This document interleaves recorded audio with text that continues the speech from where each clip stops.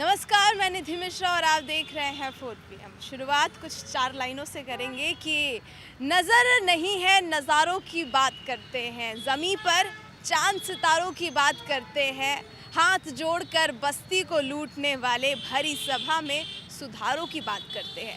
ये मेरी लाइनें नहीं है, ये उत्तर प्रदेश के मुख्यमंत्री योगी आदित्यनाथ की लाइनें इस समय खूब चर्चा में है।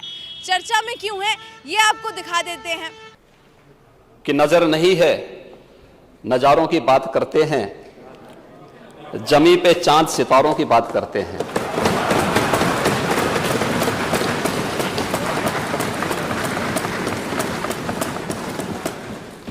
वो हाथ जोड़ के बस्ती को लूटने वाले भरी सभा में सुधारों की बात करते हैं।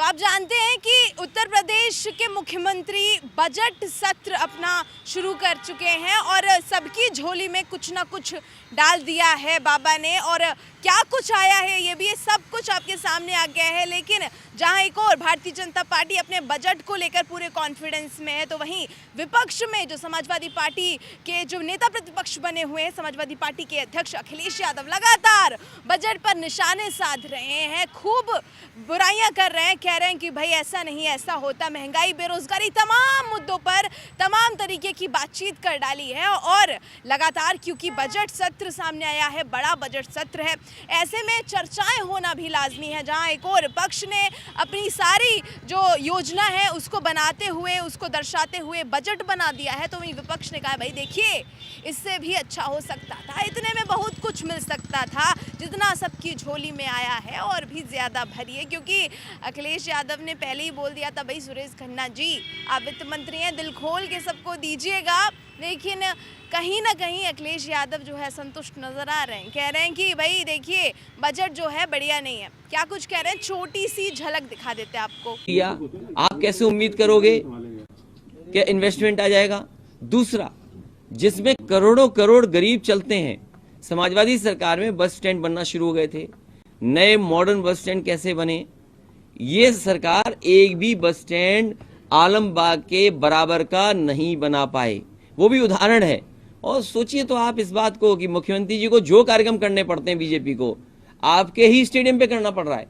तो अब इसके साथ साथ उत्तर प्रदेश विधानसभा सत्र जो बजट सत्र है वो चल रहा है। ऐसे में विधानसभा में खूब ऐसे रोचक किस्से होते हैं, खूब ऐसी रोचक बातें भी होती हैं जो लोगों के दिमाग में हमेशा चलती रहती है। जहां पर चाचा शिवपाल को लेकर लगातार लंबे समय से इधर जाएंगे उधर जाएंगे, बाबा से मुलाकात हुई, आजम खान से मुलाकात हुई, लगता है कि अखिलेश यादव को छोड़ देंगे। चाचा भतीजे में लगातार सियासी संग्राम देखने को मिल रहा था, लेकिन योगी आदित्यनाथ ने चाचा को लेकर भी तंज कसा है, तो वहीं अखिलेश यादव ने भी पलटवार कर दिया। भाई देखिए क्या कुछ कहा है उन्होंने कि अब तक तो मुझे लगता था कि चाचा सिर्फ मेरे चाचा हैं, लेकिन यहाँ पर नेता सदन यानी कि योगी आदित्यनाथ के भी चाचा। ऐसे में जो सभा है काफ़ी रोचक तस्वीरें हो जाती हैं, क्योंकि जो तनातनी है इस समय उत्तर प्रदेश में वो हमेशा से ही देखने को मिलती है। इस समय सियासत खूब गर्म चल रही है।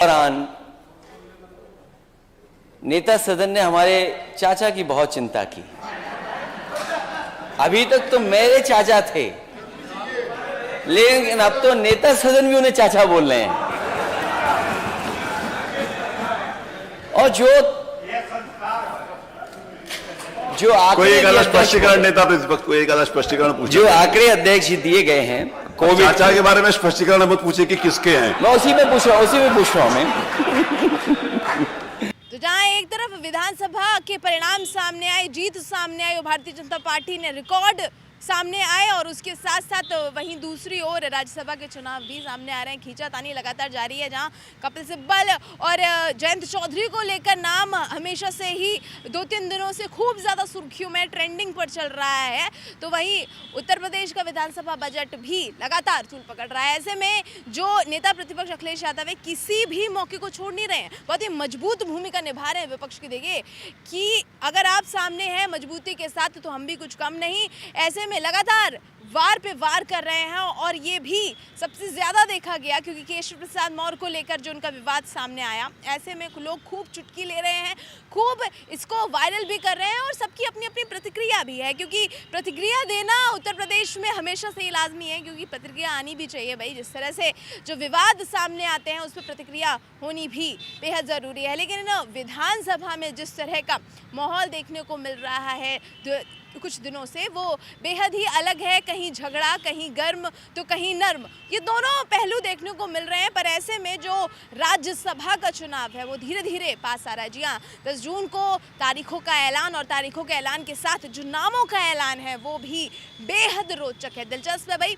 तो ऐसे में नेता प्रतिपक्ष अखिलेश यादव लगातार जो पक्ष में भारतीय जनता पार्टी पर निशाना साध रहे हैं, बजट को लेकर तमाम सी बातें कर रहे हैं और ऐसे में एक जो फोटो है उनका खूब वायरल हो रहा है जिसमें उन्होंने एक लिस्ट बनाई है। जी हाँ, लिस्ट बनाई है, उसमें कितने घोटाले हुए हैं, कितने फर्जीवाड़े हुए हैं, कितने जो रोजगार हैं, जो लोगों को नौकरी देने का जो वादा किया था, सरकारी नौकरी में कितने घोटाले हुए हैं, इन सब की लिस्ट लेकर दिखाई दे रहे हैं, वो उनकी खूब वायरल हो रही है। ऐसे में क्योंकि एक तरफ जहाँ भारतीय जनता पार्टी बजट को लेकर पूरे कॉन्फिडेंस में है कि देखिए हमारा बजट और ये सुविधाएं देगा, विकास के कार्यों पर लगातार, क्योंकि उत्तर प्रदेश में जिस तरह से इस समय क्या क्या कमियां पिछली बार छूट गई थी उसे कवर करने की कोशिश कर रहे हैं योगी आदित्यनाथ। लेकिन अखिलेश यादव लगातार जो पिछली सरकार से लेकर अब तक सबकी खामियों का चिट्ठा बना के सामने खड़े हैं और ये बता रहे हैं कि भाई अभी तक कोई काम नहीं हुआ है। ऐसे में तैयारियां बहुत ज़्यादा हैं दोनों ही पार्टियों के पास, जहां एक और विधानसभा का चुनाव खत्म तो हो गया है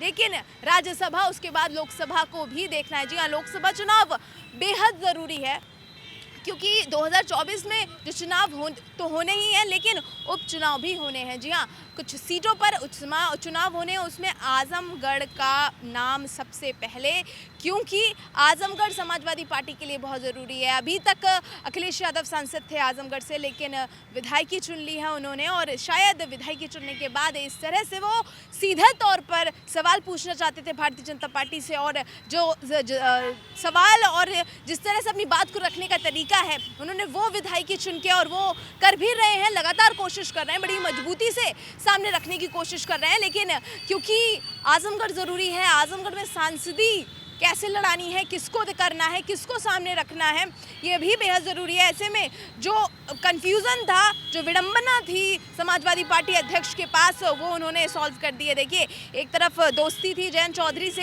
चौधरी से जो दोस्ती गठबंधन जिस तरह से उन्होंने उत्तर प्रदेश के मैदान में उतरे थे चुनावों के समय पर और जयंत चौधरी से जो दोस्ती थी उसका दोस्ती का तोहफा भी दे दिया है कि लीजिए भाई आपको राज्यसभा सदस्य के लिए हम भेजते हैं, राज्यसभा में आप उच्च सदन में हमारी बात कहिए और अपनी भी बात कहिए, ये एक दोस्ती के नाम पर तोहफा। तो वहीं जो सीट है आजमगढ़ की सीट सबसे मजबूत सीट मानी जाती है और आजमगढ़ की सीट को कहीं भी किसी भी तरह से अखिलेश यादव खोना नहीं चाहते हैं। तो भाई यहाँ पे डिंपल यादव को उतारने की तैयारी है क्योंकि उनको ऐसा लग रहा है कि हो सकता है हाँ लोकसभा और राज्यसभा दोनों को कवर कर लेंगे और ऐसे में आजम खां की जो नाराज़गी है कपिल सिब्बल को भी उन्होंने संभाल लिया है। जो नाराज़गी थी आजम खां से, आजम खां लगातार क्योंकि नाराज़ चल रहे थे, लंबे समय से जेल में थे और अब जेल से बाहर आ गए हैं। ऐसे में कपिल सिब्बल की महत्वपूर्ण भूमिका तो रही ही है, ऐसे में कपिल सिब्बल को भी तोहफा देना बहुत ज़रूरी है। तमाम तरीके की बातें, तमाम तरीके की तस्वीर आपके सामने और इन तस्वीरों से क्या कुछ होगा ये सब आप देखेंगे सिर्फ और सिर्फ 4 PM पर। मैं निधि मिश्रा, नमस्कार।